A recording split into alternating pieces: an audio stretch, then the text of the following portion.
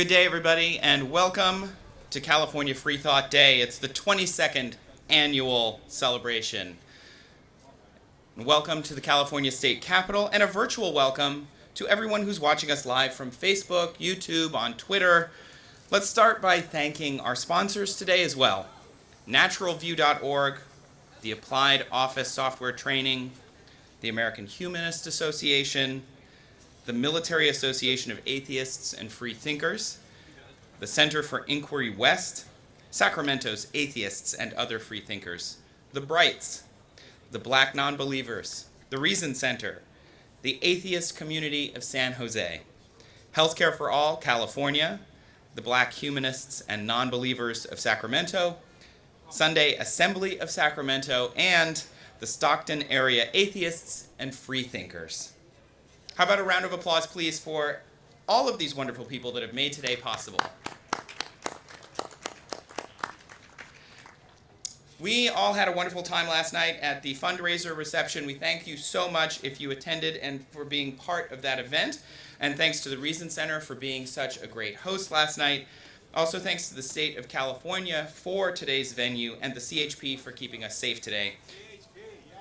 Do you use Threads or Instagram? If you are a TikTok influencer and you're out there, if you tweet or use X, I guess now, or whatever, use the hashtag FreeThoughtDay. Share your experiences here today with us and with your friends and followers. And be sure to follow us at FreeThoughtDay on those social networks.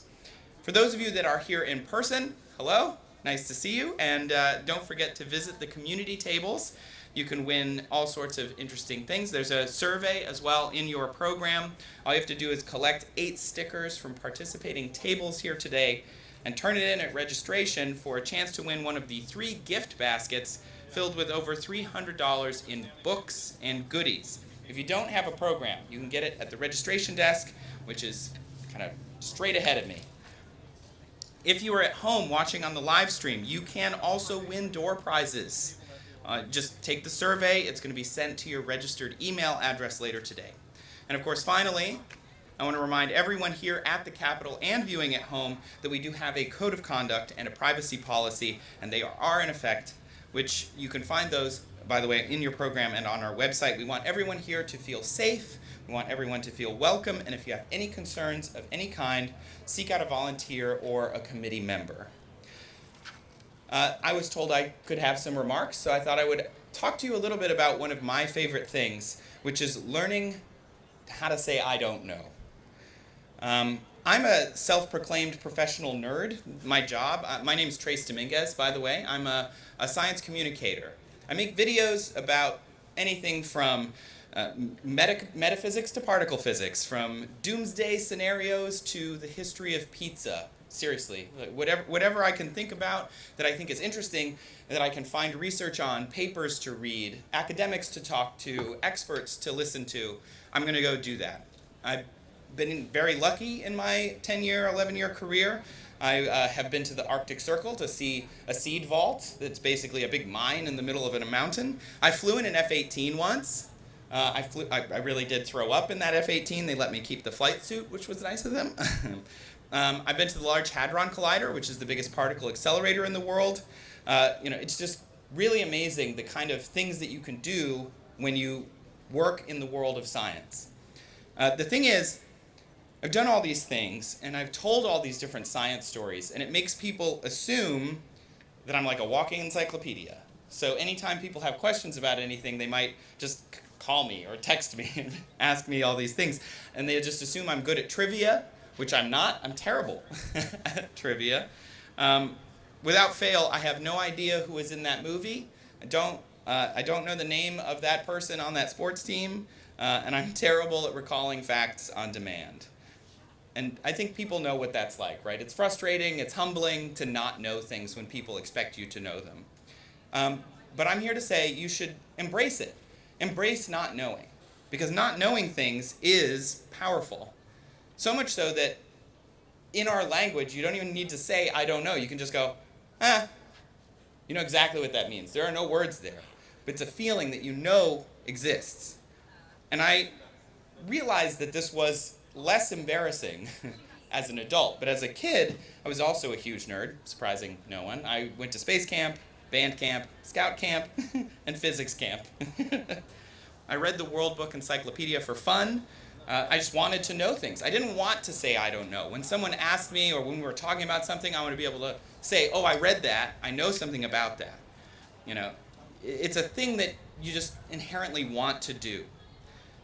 And when this was the 90s, so when something would come up that people didn't know anything about, nobody had read anything about, we just kind of had to sit there and are not knowing, right? Today, that's not the case. You have a search bar in your pocket. It's very rare that we don't know something. Do y'all remember just like not knowing and not being able to find out? That is so weird now. If they're like people under 25 here probably feel like that's awful, that you would just have a conversation and not be able to answer a question, that you would just never know because you're at a campfire somewhere in the middle of nowhere and you're just like talking about that movie. Who was in that movie? Oh man, I don't remember. Does anybody? And then you just talk about it for 20 or 30 minutes and no one has an answer, but you end up getting to know each other. You talk about movies and you talk about the quotes from those movies and the actors that you like, even if you don't know their names. You talk about what you liked about the movies and all of these other things that you would never have talked about if you just went to a search bar and said, oh, is that person? And then never talked about it again. Not knowing is a superpower. And looking back, it's uncomfortable and weird to not know things. But some of the best conversations I've ever had come from not knowing. And not knowing, I'm a science communicator, so threw in some science. Psychologists have done research with 4-year-olds where they actually have the 4-year-olds and 3-year-olds sit with adults.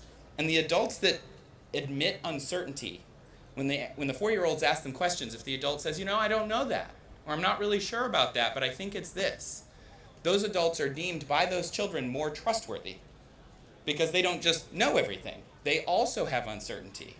It's more natural. It builds trust, and it shows that we're all learning. When I was a teen, that was not the case. I already knew everything. But as I became a science communicator in my career, I learned that the more you learn, feels like sometimes the less you know. Because there's just so much to know about everything. I worked with this producer she's so smart, and she's worked with all of these big names that you had heard about. And she would know all of this stuff about all of the stories that we were going to tell until she got in an interview with the expert, with the scientist. Talked to this guy. He helped take the picture of that black hole that came out a few years ago. He was doing the data analysis for it, and she knew all about it, how it worked, why it did this, why they were doing that, why we were talking to this person. She sat down and she knew nothing. In that scenario, she sat in front of this person who knew a lot, and her job was to know nothing and just ask questions and try and learn. And I'd not seen anybody do that before. Somebody who I knew stuff. And she was just like, so I don't get it. Why are you doing this? And he had to explain it to her. And she got all of this on camera, and it came out really, really great. Because saying I don't know is vulnerable. It lets people open up to you and say, oh, you don't know? I also don't know. Let's talk about it. Let's figure it out.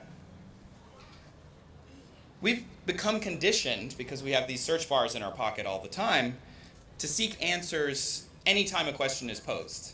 You know, how do you get to that place? You're not going to think about it. You're going to pull out your phone and you're going to look it up.